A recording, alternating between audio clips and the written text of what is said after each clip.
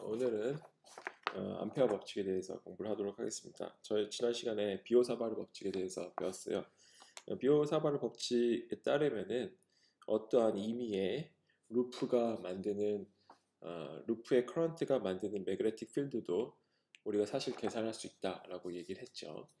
사실 이것만 있으면은 뭐 문제될 게 아무것도 없을 것 같은데 이것과 사실 거의 그 동치인 새로운 법칙을 암페어가 개발했어요. 사실 암페어 법칙이 이야기하는 바가 비오사바르 법칙으로부터 유도도 될 수 있고 비오사바르 법칙이 암페어 법칙으로부터 유도될 수 있다는 점에서 둘이 동치이고 사실 둘이 똑같은 사실 법칙인데 그런데에도 불구하고 암페어 법칙을 이야기하는 이유는 얘가 사실 비오사바르 법칙이 이야기하지 않는 굉장히 좋은 피지컬 인사이트를 지금 암페어 법칙이 주기 때문에 사실 맥스웰 방정식에 암페어 법칙이 들어가 있고 비오사바르 법칙은 들어가 있지 않습니다.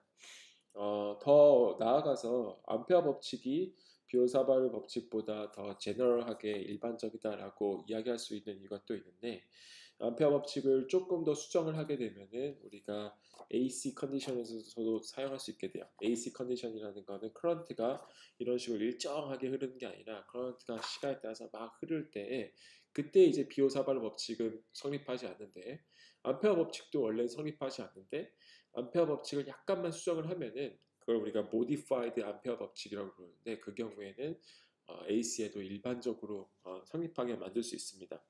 그래서 암페어 법칙이 조금 더 신이 정말 법칙을 만들었다면은 암페어 법칙의 형태로 만들지 않았을까라는 생각을 조심스럽게 할 수 있을 것 같아요.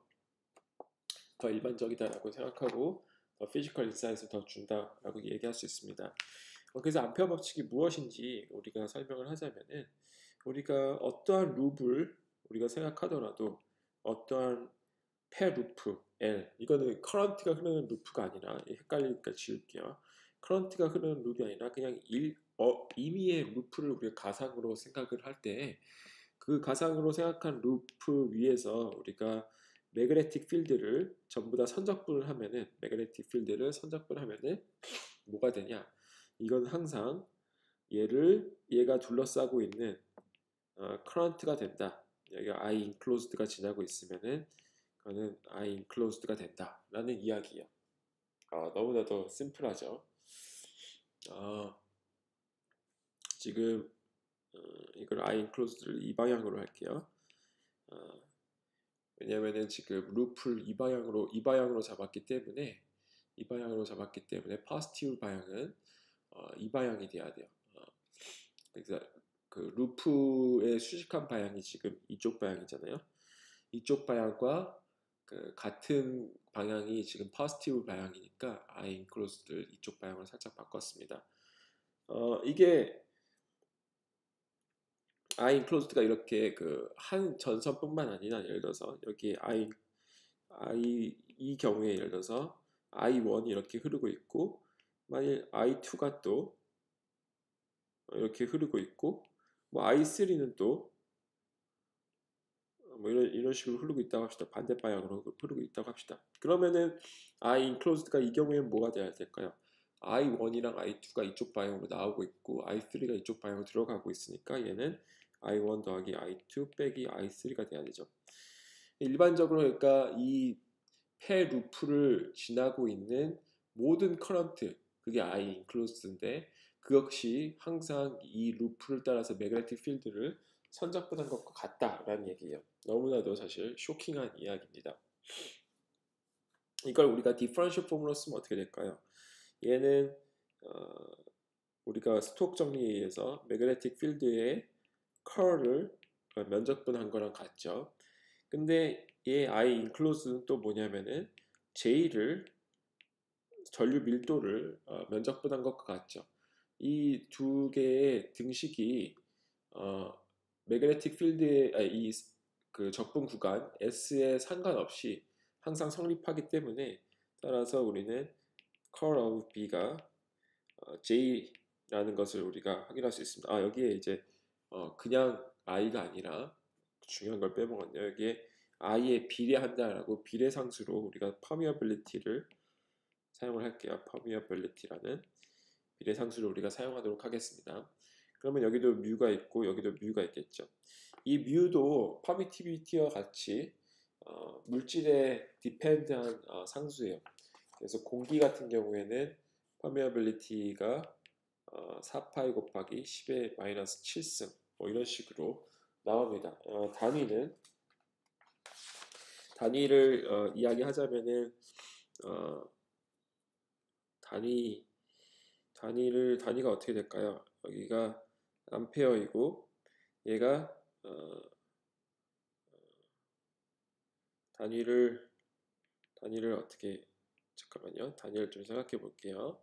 H인데 암페어 퍼 미터이고 얘가 플럭스 웨버 퍼 미터 제곱인데 단위가 잠깐만 단위를 체크를 좀 해볼게요. 지금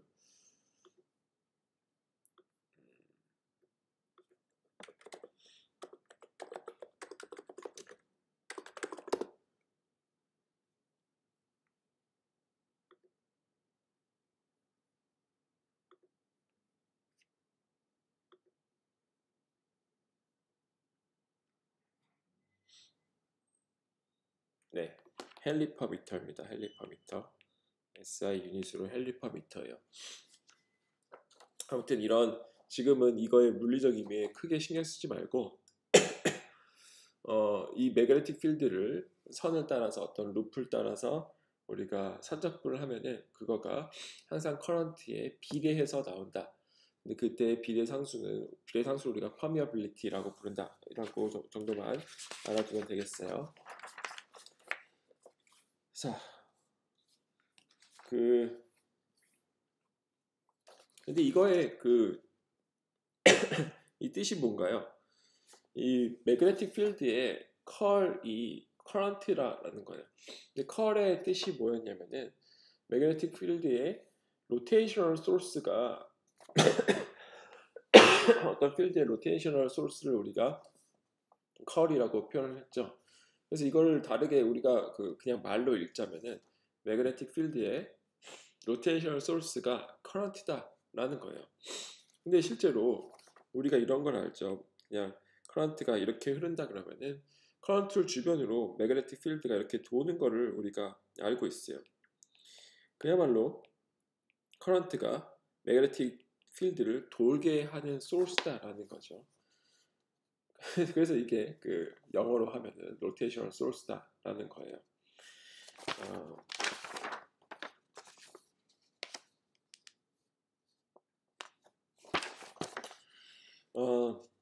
이것과 비슷하게 뭐 원래 가우스 법칙에서 이런 얘기를 했었죠. 일렉트릭 필드에 다이버전 소스가 차지다라는 얘기를 했었죠. 그래서 차지가 있으면은 차지는 일렉트릭 필드를 이렇게 뻗어가는 방향으로 만들고 반대로 이거 커런트가 있으면은 커런트를 주변으로 이렇게 도는 방향으로 매그네틱 필드가 발생한다라는 거예요.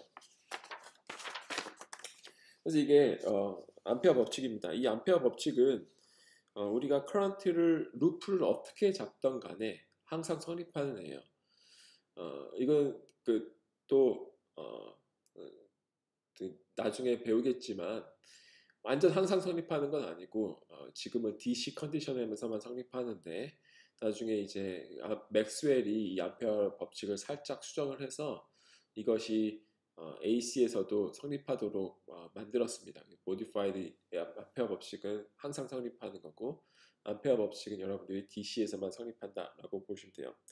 근데 DC인 경우에는 이 안에 어떠한 커런트가 흐르건 이 룹을 어떻게 잡으면은 그 룹을 아무렇게나 잡더라도 그 룹을 따라서 매그네틱 필드를 선적분하면 항상 이걸 통과하고 있는 커런트의 양이 된다라는 이야기입니다.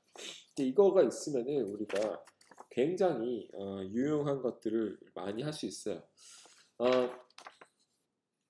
항상 성립하는 거지만 얘를 가지고서 매그네틱 필드를 풀 때는